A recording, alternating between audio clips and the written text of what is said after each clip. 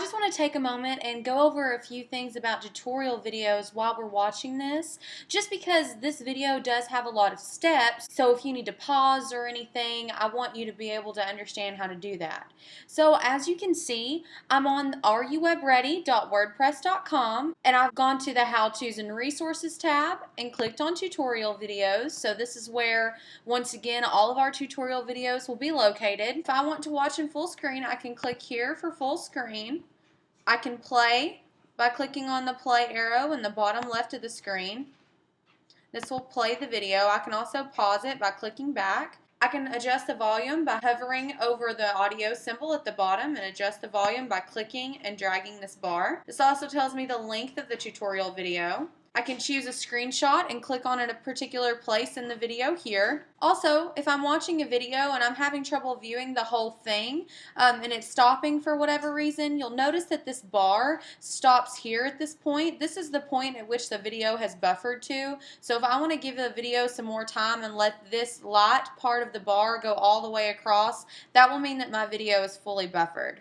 Also, I can click on settings here and change the quality of the video I'm watching. I can change that to 720p and view the video in HD, which will be the highest quality that I can view the video in. Also, I can watch the video on youtube.com by clicking on the YouTube icon here. Or I can exit the full screen mode by hitting escape or hitting exit full screen here at the bottom right of my screen. Let's get back to our tutorial on OU Campus Calendar Part 2. In Part 2 of our OU Campus Calendar videos, we'll look at actually adding events, contacts, and locations to the calendar.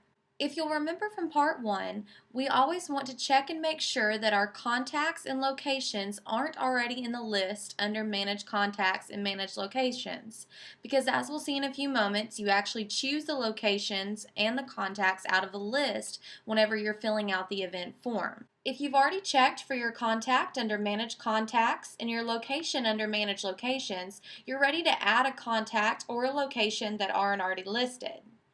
If we want to add a location, we'll start by clicking Add Location. This will bring up the Add Location form. First, we'll start with the primary address, which is actually just the title of the location that you want to add. In this case, I'll add the University of Arkansas. For the subaddress, I'll type the address of where the location will be.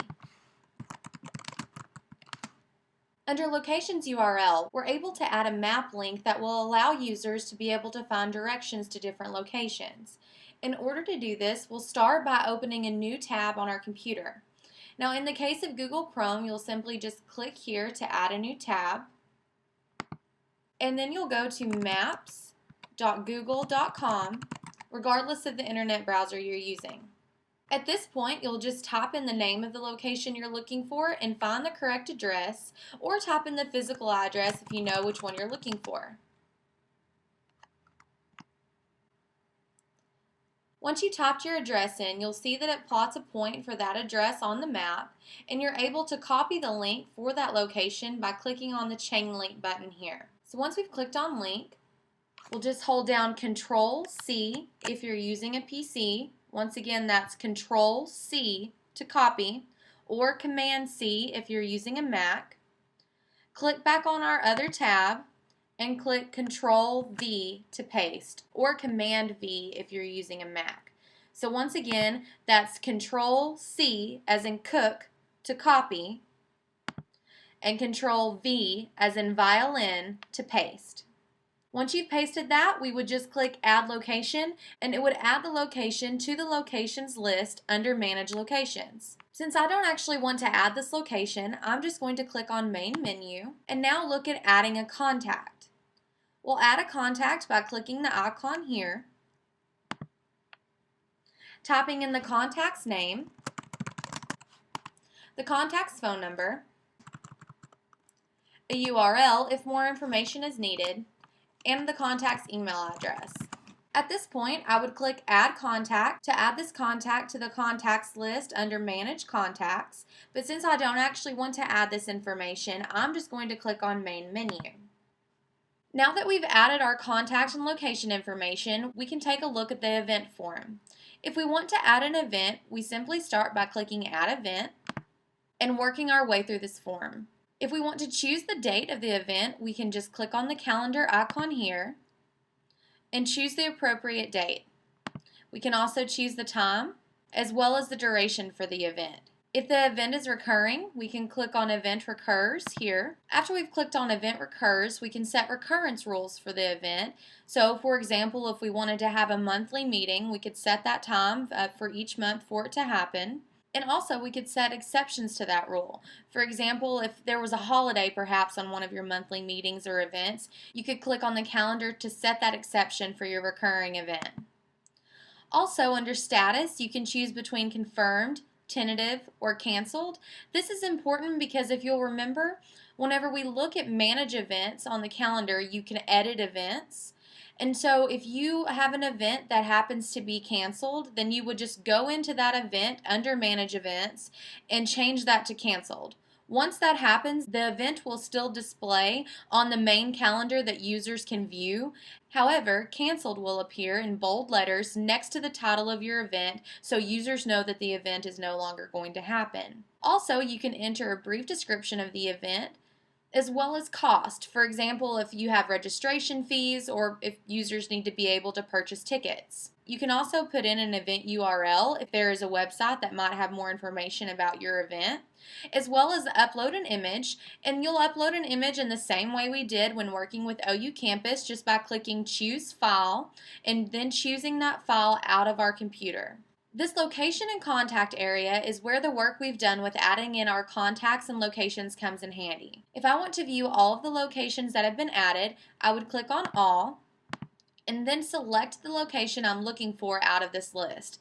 This is why it's so important to make sure that your location and your contact information has already been added. In the same way, if I click on All, I can view the contacts that have already been added. Now, if I click on Preferred, it will display up to the top 10 contacts that I normally use if I'm adding in a lot of events.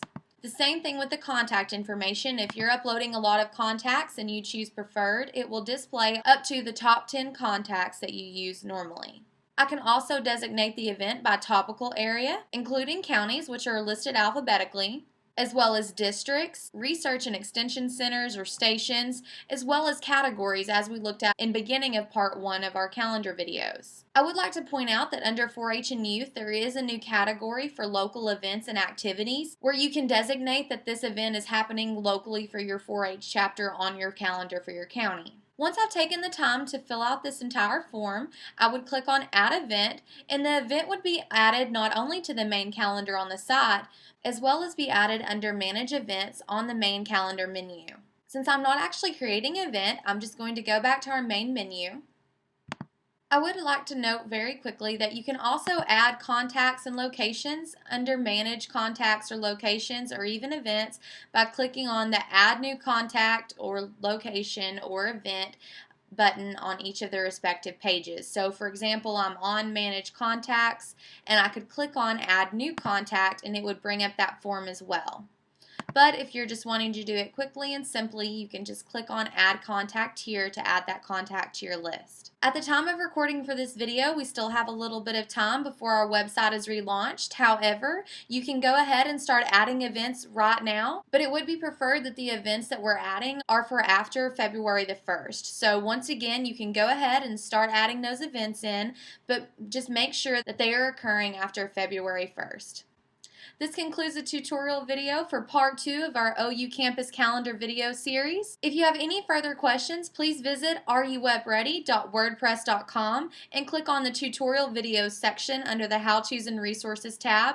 And you're always welcome to email me at hjernigan@uaex.edu.